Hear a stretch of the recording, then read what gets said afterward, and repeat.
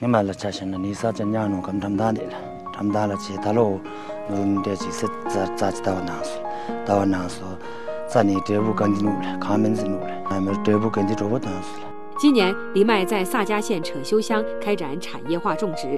金秋10月，1000亩高原黎麦种植基地迎来了丰收第1季。半年多的时光，从戈壁荒滩、大量碎石到水渠修缮、土地平整，再到1000亩梨穗成熟正收割。在上海市第10批援藏工作队的帮助下，萨迦县通过引进优质企业，实施了黎麦全产业链投资建设项目。今年4月，在萨迦县扯修乡落地生根，村民还通过企业用工拿到劳动报酬，让村民不离乡不离土，增加收入。